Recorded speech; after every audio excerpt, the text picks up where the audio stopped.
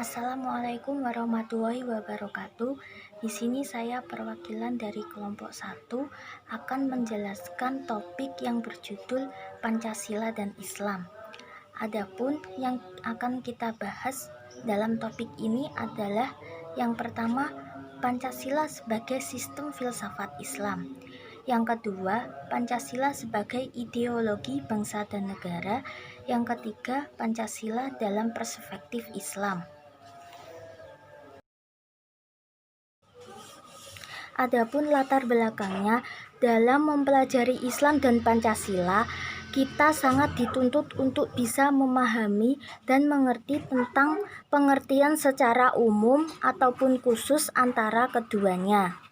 Dalam makalah ini, untuk menjelaskan tentang analisa yang meliputi Islam dan Pancasila, sebagaimana telah diketahui bahwa Islam adalah agama wahyu berintikan tauhid atau keesaan Tuhan yang diturunkan oleh Allah Subhanahu wa Ta'ala dan kepada Nabi Muhammad SAW sebagai utusannya yang terakhir, dan ajarannya meliputi seluruh aspek kehidupan manusia.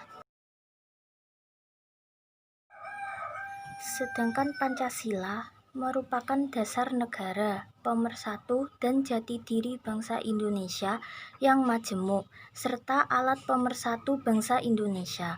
Karena bangsa Indonesia memiliki keragaman suku, agama, bahasa, daerah, budaya, serta adat istiadat. Pancasila sebagai sistem filsafat. Pengertian filsafat Pancasila. Secara harfiah, istilah filsafat atau filosofia menurut bahasa Yunani mengandung arti cinta akan kebijaksanaan. Menurut Bagus, arti itu menunjukkan bahwa manusia tidak pernah secara sempurna memiliki pengertian menyeluruh tentang segala sesuatu yang dimaksudkan kebijaksanaan, namun harus terus-menerus dikejar. Definisi lain, filsafat adalah suatu proses kritik atau pemikiran terhadap kepercayaan dan sikap yang sangat dijunjung tinggi. Secara umum, filsafat Pancasila adalah hasil berpikir atau pemikiran yang sedalam-dalamnya dari bangsa Indonesia yang dianggap, dipercaya, dan diyakini sebagai kenyataan, norma-norma, dan nilai-nilai yang benar, adil, bijaksana, dan paling sesuai dengan kehidupan dan kepribadian bangsa Indonesia. Alasan Pancasila dikatakan sebagai sistem filsafat. Yang pertama, dalam sidang BPUPKI 1 Juni 1945, Soekarno memberi judul pidatonya dengan nama Philosophisch Grundzüge daripada Indonesia Merdeka. Yang kedua, menurut Nur Bakri, Pancasila adalah hasil permenungan mendalam para tokoh kenegaraan Indonesia melalui suatu diskusi dan dialog panjang dalam sidang BPUPKI hingga pengesahan PPKI. Hasil permenungan itu sesuai dengan ciri-ciri pemikiran filsafat, yakni koheren, logis, inklusif, mendasar, dan spekulatif. Yang ketiga, menurut sastra Prateja, Pancasila adalah dasar politik yang mengatur dan mengarahkan segala kegiatan yang berkaitan dengan hidup kenegaraan seperti perundang-undangan, pemerintahan, perekonomian nasional, hidup berbangsa, hubungan warga negara, serta usaha-usaha untuk menciptakan kesejahteraan bersama.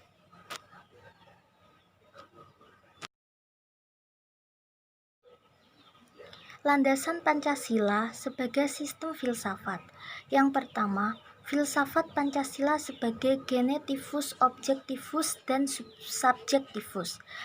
Pancasila sebagai genetivus objektivus artinya nilai-nilai Pancasila dijadikan sebagai objek yang dicari landasan filosofisnya berdasarkan sistem-sistem dan cabang-cabang filsafat yang berkembang di Barat.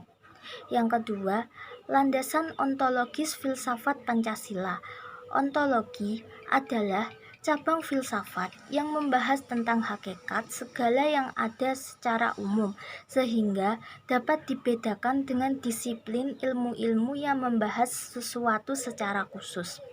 Yang ketiga, landasan epistemologis filsafat Pancasila. Epistemologi adalah cabang filsafat pengetahuan yang membahas tentang sifat dasar pengetahuan, kemungkinan, lingkup, dan dasar umum pengetahuan. Epistemologi terkait dengan sesuatu yang paling sederhana dan paling mendasar.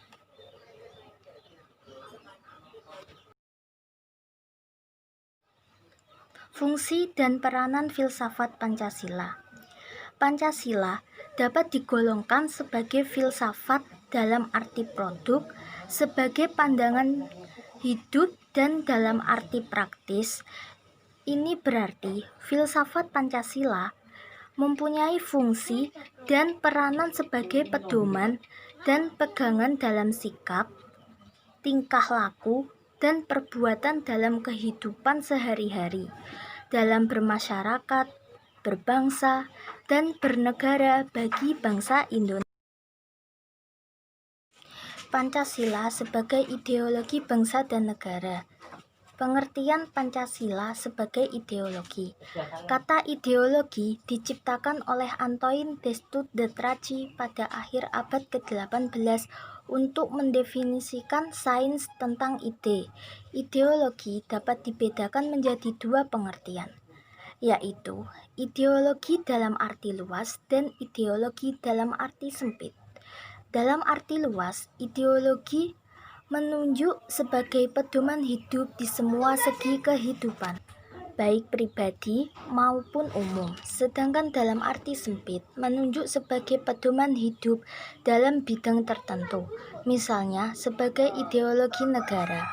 Ideologi negara merupakan ideologi mayoritas warga negara tentang nilai-nilai dasar negara yang ingin diwujudkan melalui kehidupan negara itu.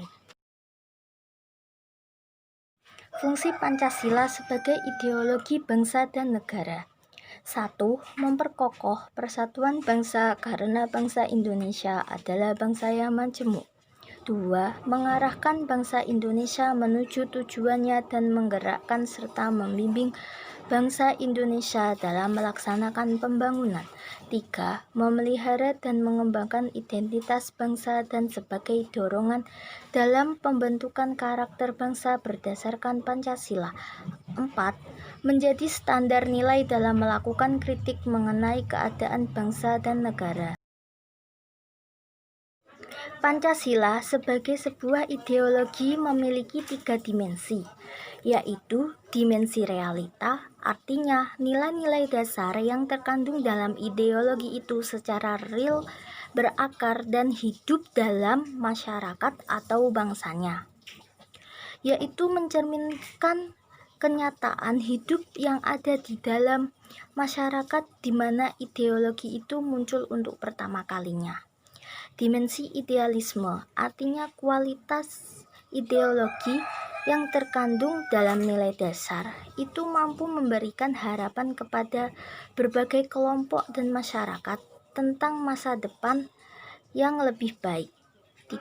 Dimensi fleksibilitas atau dimensi pengembangan, artinya kemampuan ideologi dalam mempengaruhi dan menyesuaikan diri dengan perkembangan masyarakatnya. Pancasila dalam perspektif Islam. Pancasila sebagai pedoman hidup berbangsa dan bernegara telah memberikan panduan dalam membangun hubungan vertikal, hubungan intrapersonal, dan hubungan interpersonal. Hubungan vertikal digambarkan dengan sila pertama, hubungan intrapersonal digambarkan dengan sila kedua, sedangkan hubungan interpersonal digambarkan dengan sila ketiga, sila keempat, dan sila kelima. Demikian sedikit penjelasan tentang topik Pancasila dan Islam. Bila ada pertanyaan, mohon ditanyakan. Cukup sekian penjelasan dari saya. Wassalamualaikum warahmatullahi wabarakatuh.